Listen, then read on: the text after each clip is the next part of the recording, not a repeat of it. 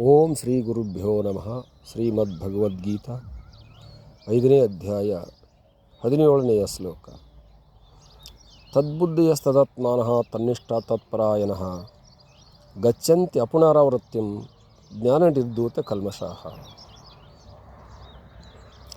Those whose mind and intellect are wholly merged in Him, who remain constantly established in identity with Him and have finally become one with Him, their sins being wiped out by wisdom, reach the supreme goal whence there is no return.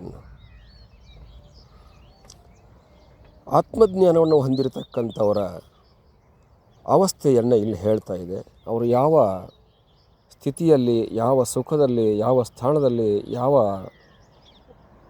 ಜಾಗೆಯಲ್ಲಿ ಇರ್ತಾರೆ ಅನ್ನೋದನ್ನು identify ಮಾಡ್ತಾ ಇದೆ. ತದ್ಬುದ್ಧಯ ಅಂತಂದರೆ ಆ ಬ್ರಹ್ಮದಲ್ಲಿ ಬುದ್ಧಿಯನ್ನು ಲೀನಗೊಳಿಸಿದವರು, ಆತ್ಮನಲ್ಲಿ ನೆಲೆಗೊಂಡವರು, ಆ ಆತ್ಮದಲ್ಲಿಯ ನಿಷ್ಠೆಯುಳ್ಳವರು, ಆ ಆತ್ಮತತ್ವವನ್ನು ಪರಾಯಣರಾಗಿರ್ತಕ್ಕಂಥವರು, ಅದರಲ್ಲಿಯೇ ಯಾವಾಗಲೂ ಕೂಡ ಲೋಲಾಡುವವರು, ಲೀಲಾಡುವವರು, ಅದರಲ್ಲಿಯೇ ಕೂಡ ಸುಖ ಸಂತೋಷಗಳನ್ನು ಕಾಣುವವರು, ಅವರು ಯಾವಾಗಲೂ ಕೂಡ ತಮ್ಮ ಆತ್ಮದಲ್ಲಿಯೇ ಇರುತ್ತಾರೆ, ಆತ್ಮ ಸುಖವನ್ನು ಅನುಭವಿಸ್ತಾ ಇರ್ತಾರೆ. ಅವರು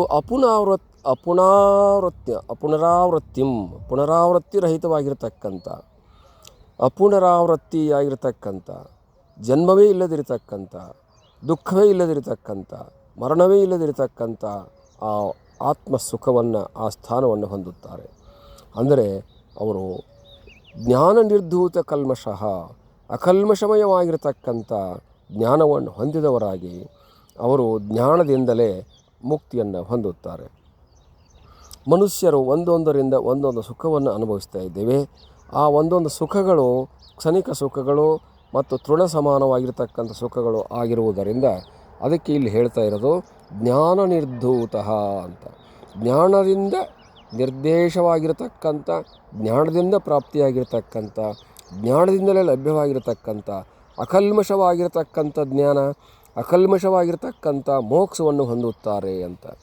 ಯಾವುದು ಕಲ್ಮಷರಹಿತವಾಗಿರ್ತಕ್ಕಂಥ ಜ್ಞಾನ ಇರುತ್ತದೆಯೋ ಅದಕ್ಕೆ ಅದೃಢ ಅಪರೋಕ್ಷ ಬ್ರಹ್ಮಜ್ಞಾನ ಅಂತ ಹೇಳ್ಬೋದು, ಮತ್ತು ಇನ್ನು ಲೌಕಿಕ ಜ್ಞಾನ ಅಂತ ಹೇಳ್ಬೋದು, ಭಿನ್ನವಾಗಿರ್ತಕ್ಕಂಥ ಜ್ಞಾನ ಅಂತ ಹೇಳ್ಬೋದು.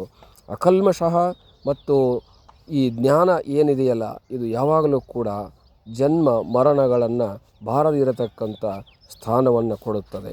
ಅದಕ್ಕೆ ಸದ್ಗತಿ ಅಂತ ಹೇಳ್ತೇವೆ, ಮುಕ್ತಿ ಅಂತ ಹೇಳ್ತೇವೆ, ಅದನ್ನು ಬ್ರಹ್ಮಸ್ಥಿತಿ ಅಂತ ಹೇಳ್ತೇವೆ, ಅದನ್ನು ಮೋಕ್ಷ ಸ್ವರೂಪ ಅಂತ ಹೇಳ್ತೇವೆ.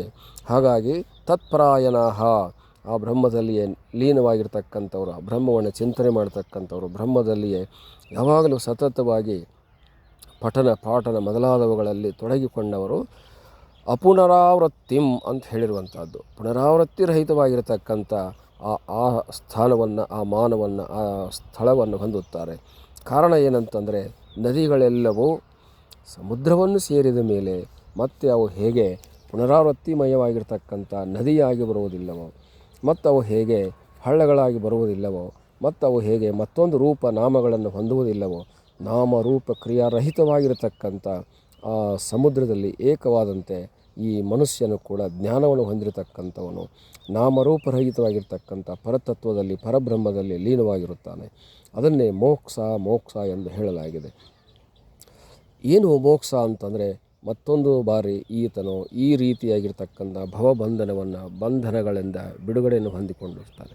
ಬಂಧನ ಅನ್ನುವಂಥದ್ದು ಆತನಿಗೆ ಇರೋದಿಲ್ಲ. ಆತನು ಸರ್ವ ಕರ್ಮ ಬಂಧನಗಳಿಂದ ಬಿಡುಗಡೆಯನ್ನು ಹೊಂದುತ್ತಾನೆ.